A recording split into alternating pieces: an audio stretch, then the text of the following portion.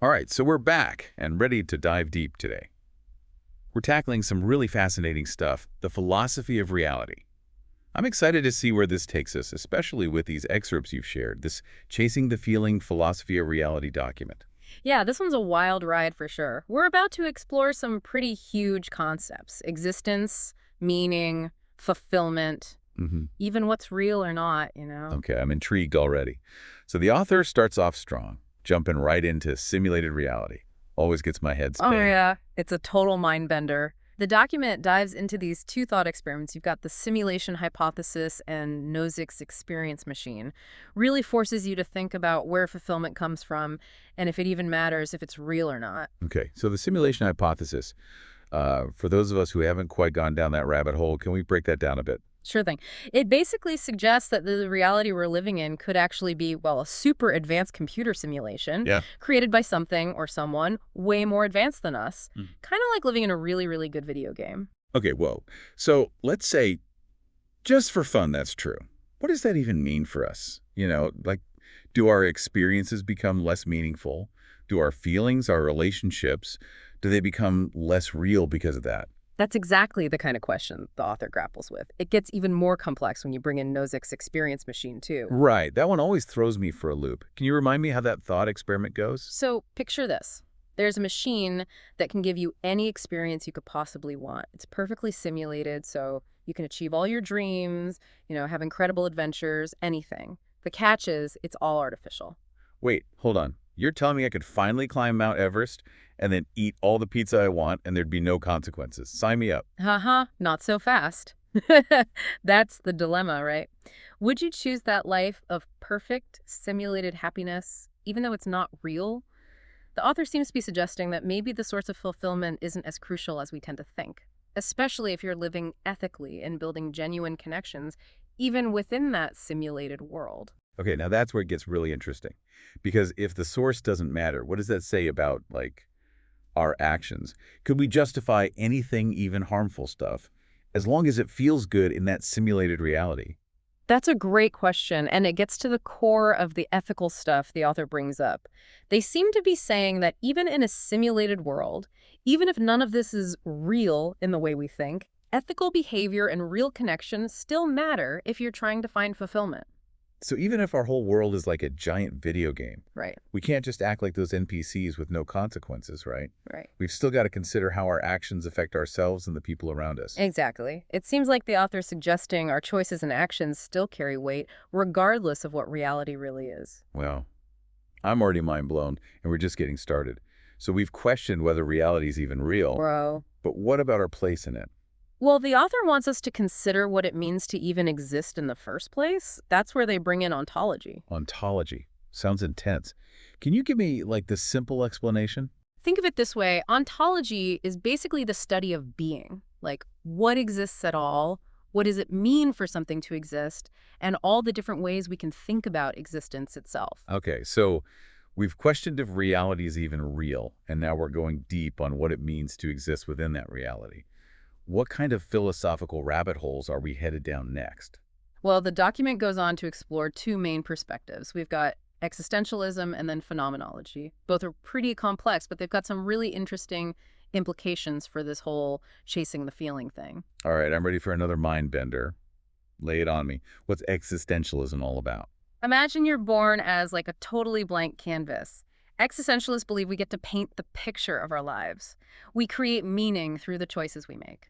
So we're not born with, like, a preset purpose. We have to figure out what matters and what we want our lives to be about. Exactly. There's this famous existentialist, Jean-Paul Sartre, who said existence precedes essence. Basically, we exist first, and then we get to decide what kind of being we want to be. We find fulfillment by actively shaping our own lives. That's a pretty empowering idea, but also kind of daunting. It's like we have all this freedom, Yeah. but then we're responsible for creating meaning ourselves. No pressure, right? Absolutely. And that leads us nicely into the second perspective the author explores, which is phenomenology. Okay, I'm ready for another one. Hit me with it. Phenomenology zeroes in on subjective experience. It basically says reality is shaped by how we perceive and interpret it. So it's not just about the objective world out there, but how our consciousness interacts with that world to create our individual reality. So two people could look at the exact same thing and have totally different experiences based on their own perceptions. Exactly. And that ties back into the idea of chasing the feeling. The author points out that everyone's unique perspective leads to a unique experience of reality. We're all trying to find fulfillment, but within our own personal versions of the world. That's a wild thought. If there are, what, billions of people on this planet, does that mean there are billions of different realities happening at the same time? That's what the author wants us to consider. They talk about how this diversity of perspectives creates this whole rich tapestry of human experience. We're all on different journeys, chasing different feelings. Those individual pursuits are what make the world so complex and fascinating. It's like we're all trying to solve the same puzzle, but with different pieces and from different angles. That's a beautiful way to think about it. It really is. It emphasizes the beauty of individuality. Each of us brings something unique to the human experience. This is fascinating, but my brain's starting to feel a little full, honestly. Maybe we need to take a step back for a minute, look at the bigger picture. Yeah, that's a good idea. So we have explored simulated reality and what it means to exist. Now, let's dive into another layer of this whole chasing the feeling thing. Let's talk about a question that's been around forever. Does life even have meaning? Okay, now we're getting into some serious philosophical territory. I'm all ears. What does the author have to say about that? So the document kind of jumps into this whole debate about meaning versus absurdity. And it lays out three different philosophical approaches: absurdism, nihilism, and then you've got Viktor Frankl's idea about the search for meaning. Okay, I think I'm ready to have my worldview shaken up a little bit. Let's hear about those approaches. All right, so first up, absurdism. It's all about acknowledging this tension, right, between our deep desire for meaning in our lives and the fact that, well, the universe doesn't seem to care about our purpose or our lack of purpose. Right, it can feel that way sometimes. Yeah, totally. A key figure in absurdism is this guy, Albert Camus, and he basically said, look, yeah, it's absurd that we crave meaning when the world might be meaningless, but let's just embrace that absurdity. Let's find joy in the journey itself, you know? I like that. So instead of getting hung up on finding some grand cosmic purpose, we just focus on living a good life, finding meaning in our experiences and our connections with others. Exactly. It's about finding those moments of beauty, connection, joy, even if there's no big answer waiting for us at the end. What about nihilism? That one always sounds so bleak. Yeah, it does have that reputation. It can seem that way. Nihilism is often linked with Friedrich Nietzsche, and he starts with the idea that life is inherently meaningless, no built-in purpose. But here's the twist. Nietzsche saw that lack of meaning as a liberating thing, actually. Oh, okay. So it's not about just giving up on everything. Not at all. He argued that because there's no inherent meaning, we actually have the power to create our own values, to shape our own destinies. It puts us in the driver's seat. So it's more about taking responsibility for creating our own meaning, since it's not just given to us. You got it. It's about embracing that freedom that comes from realizing there's no predetermined path. We choose what matters. We build a life that reflects those values. I'm starting to see how all these different ideas, even the ones that seem kind of dark or heavy, connect back to this chasing the feeling idea. Whether we're looking for meaning in a meaningless universe or deciding to create our own meaning, it's all about finding those things that give our lives a sense of, I don't know, a feeling of fulfillment, like we're on the right track. That's a great observation. It's like all these philosophical paths, they might look different, but they lead back to that same human desire to find those things that make us feel alive, connected, fulfilled. Okay, so we've got absurdism, embrace the absurdity. We've got nihilism, empower yourself to create your own meaning. What's that third approach you mentioned? Right. So the third one is Viktor Frankl's idea, the search for meaning. Now, Frankl had a pretty intense life experience. He was a prisoner in Nazi concentration camps during World War II. Oh, wow. Yeah. And through those experiences, he came to believe that even in the face of, well, unimaginable suffering, humans can still find meaning. We can choose to find purpose. That's incredible. To find meaning in those kinds of circumstances, it speaks to this incredible resilience of the human spirit. How did he even do it? He wrote this really powerful book, Man's Search for Meaning. And in it, he talks about how even in those really dark times, we still have this freedom to choose our attitude, to find something to hold on to, something to keep us going, a reason. So even when everything feels absurd and meaningless around us, Yeah. we still have that power to choose hope, to find something to believe in, to create our own sense of purpose. Exactly. Frankel's story, I think, really shows us that even when everything external is stripped away, we still have this power to choose our inner world, our attitude, and ultimately our meaning. Where do you think the author lands on all of this, by the way? In this meaning versus absurdity debate, do they pick a side? That's a good question. I'm curious too. They don't really take a hard stance, actually. They acknowledge that when it comes down to it, fulfillment is subjective, right? What gives one person meaning might not resonate with someone else. And they seem to be pushing for a more inclusive perspective, one that embraces all those diverse human experiences and beliefs. So instead of saying, this is the one right way to find meaning, they're saying, hey, there are lots of ways to find fulfillment, and that's a beautiful thing. Exactly. It's like, let's celebrate that we're all on different journeys, chasing different feelings, searching for meaning in our own unique ways. I really like that. It's not about one right answer. It's recognizing that we all have our own paths to fulfillment. What matters most is finding what works for you. And that leads into another interesting point. They make the importance of authenticity in this whole chasing the feeling thing. It's not just about going after any feeling. It's about seeking the ones that are true to your genuine self, your values, your core beliefs. So it's about being true to yourself in your pursuit of happiness and fulfillment. I can definitely get behind that idea. It's like finding that sweet spot where your desires, your values, and your actions all line up, creating a life that feels authentic and meaningful on your own terms. Okay, I have to admit, after all this simulated reality, the nature of existence, and now this whole meaning of life debate, my brain is starting to feel a little fried. I hear you. It's a lot to take in. Maybe we should shift gears a bit. How about we talk about how these big philosophical ideas actually play out in our everyday lives? Yeah, that sounds like a good idea. I mean, we're not walking around constantly thinking about the simulation hypothesis or existentialism while we're, making breakfast or commuting to work. Right. But those big ideas, I think they do influence us in subtle ways. Think about the things that bring you joy, that give you a sense of purpose, that make you feel fulfilled. Aren't those kind of expressions of this chasing the feeling thing, even if we don't always connect it back to philosophy? I see what you mean. It's like we're all chasing those moments, experiences, those connections that just spark something within us, even if we don't always consciously tie it back to these big ideas. Exactly. It could be through our relationships, our work, our hobbies, or even just those little daily rituals that bring us comfort and joy. We're all seeking out those things that spark those positive feelings within us. So it's not just about the grand philosophical ideas. It's also about all those smaller, everyday choices that contribute to our sense of, well-being and fulfillment. Absolutely. It's about understanding what motivates us, what drives us, what makes us tick, and then being intentional about creating a life that lines up with all of that. Okay, so we're not just passively going through life hoping for the best. We have some power to actually shape our lives in ways that bring us closer to those feelings we're chasing. You got it. And that's where the idea of authenticity comes back in, remember. The author emphasized that it's not about chasing just any feeling. It's about pursuing the ones that truly resonate with our genuine selves. Right.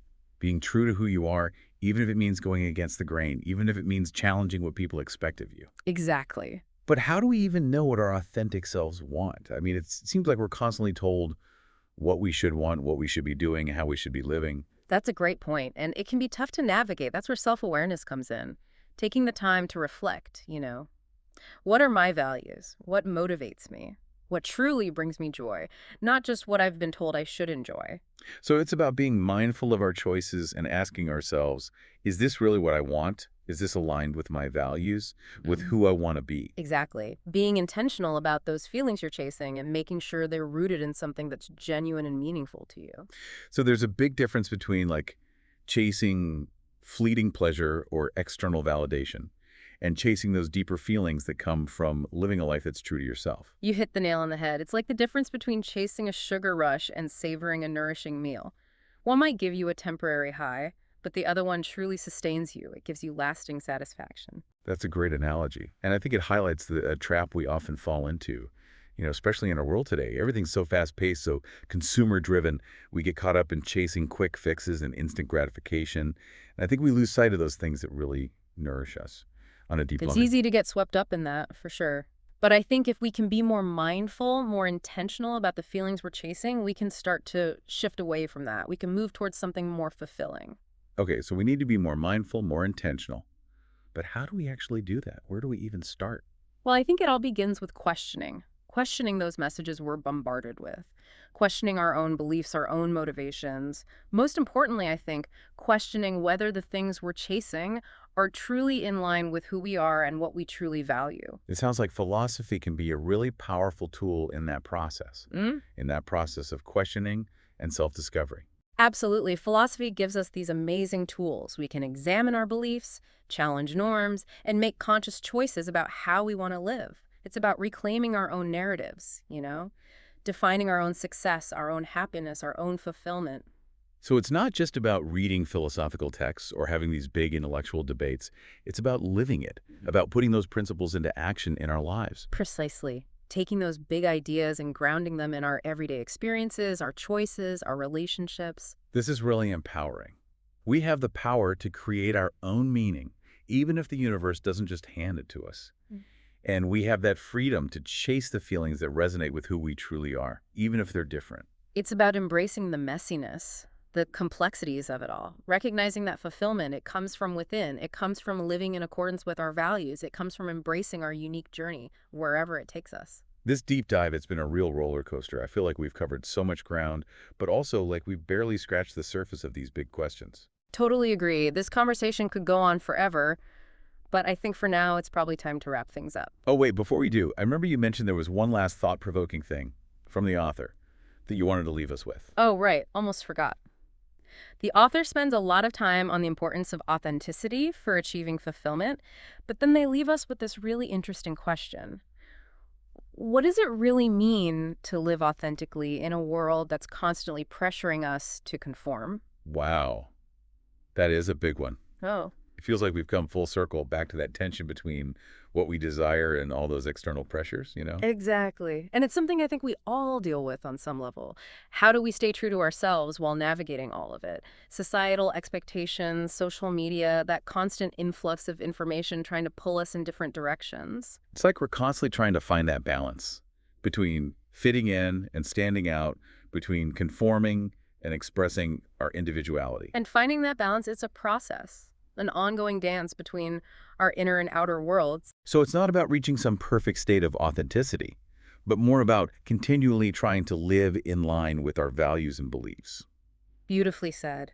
It's about embracing the journey with all its twists and turns and trusting that we'll find our way as long as we stay true to ourselves. I think that's a perfect place to end it. It's like we've explored all these huge, mind-bending concepts, but the author's also bringing us back down to earth, challenging us to actually apply it all, Yeah. to figure out what being authentic looks like in our own lives. Right. They don't let us off the hook. They leave us with this question. What does authentic living look like for you? Given all your own, circumstances, values, all that.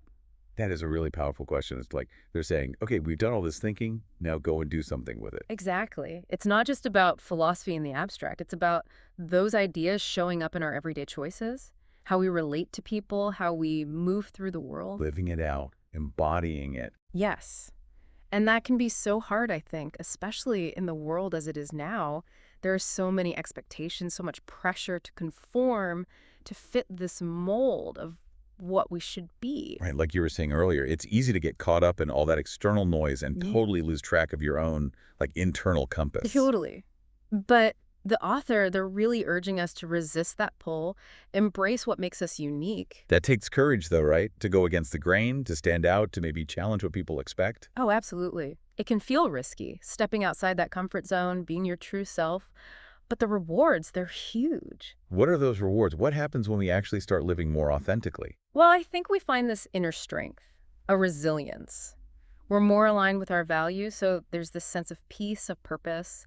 And the life we build, it just feels more fulfilling. Maybe not perfect in the conventional sense, but real. Like we're finally allowed to just be ourselves. No apologies, no pretending. Exactly. And that freedom, it's amazing. You can show up in the world as your genuine self. You connect with people on a deeper level. You build a life that actually reflects your passions, what you truly care about.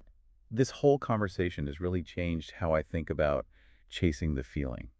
It's not just about, pleasure seeking. It's about aligning your life with those deeper things that give you meaning. It's about understanding that fulfillment, it comes from within. It's not something you find out there in the world. It's something you build by living according to your values, by embracing your own journey. That is beautiful. Yeah. It's not about finding some magic source of happiness outside of yourself. It's about creating a life that makes sense for who you are at your core. And it's a journey, Yeah. lifelong. It's about constantly learning, growing, evolving, and just trying to live in a way that feels true. I think that's a great point to leave our listeners with. This whole deep dive has given us so much to think about. For sure. And I hope it inspires people to keep exploring these questions, keep questioning their own beliefs, their assumptions, keep chasing those feelings that lead to a more authentic and fulfilling life. Yeah. To everyone out there chasing their own unique feeling, keep seeking, keep wondering, keep being your true selves.